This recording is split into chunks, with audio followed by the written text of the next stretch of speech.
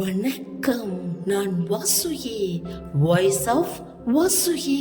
நம்ம சேனலை தொடர்ந்து பார்க்க சப்ஸ்கிரைப் பண்ணுங்க, லைக் பண்ணுங்க, ஷேர் பண்ணுங்க. இப்போ நம்ம பேசலாமா? நல்லவளாய் இருந்ததுக்கு தண்டனை. அவள் ஒரு சாதாரண பெண் இல்லை.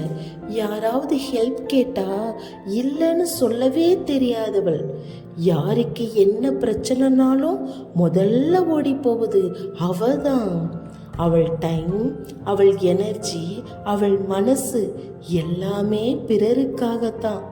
யாராவது அழுதா ஆறுதல் சொல்லுவா, யாராவது விழுந்தா தூக்கி நிறுத்துவாள்.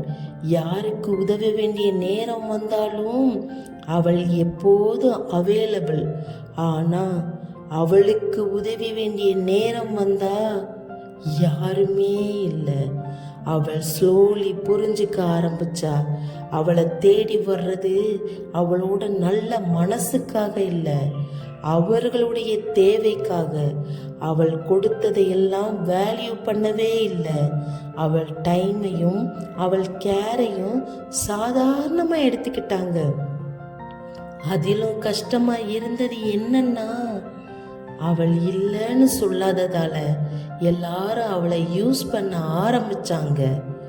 ஒரு நாள் அவ சும்மா நின்று யோசிச்சு பார்த்தா, நான் எல்லாருக்கும் நல்லவளா இருக்கேன், ஆனா எனக்கு யார் நல்லவங்க?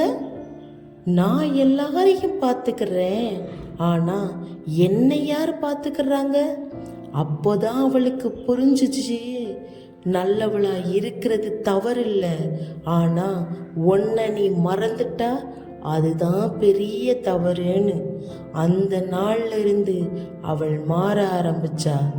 எல்லாருக்கும் எஸ் சொல்ற அவள் தேவையான இடத்துல நோ சொல்ல ஆரம்பிச்சா. எல்லாரையும் முக்கியத்துவம் கொடுக்கிற அவள் தன்னையே ஃபர்ஸ்ட் வைக்க ஆரம்பிச்சா. அவள் மனசு சாஃப்டா இருந்தது, ஆனா இப்போ ஸ்ட்ராங்காகவும் இருக்கு. எல்லாருக்கும் நல்லவளா இருக்கலாம், ஆனா உன்னை நீ இழந்துட்டா அதுக்கு அர்த்தமே இல்லை. உன்னை மதிக்காத இடத்துல நீ இருக்க வேண்டிய அவசியமே இல்லை. நல்லவளாயிரு, ஆனா உன்னை மறக்காத. நல்லவளாய் இருக்கிறதுக்கு தண்டனை. நீ நல்லவளாய் இருக்கிறத மாத்தாத. தேவையானவர்களுக்கு மட்டும் நல்லவளாயிரு, உன்னை யூஸ் பண்றவங்களுக்கு இல்லை.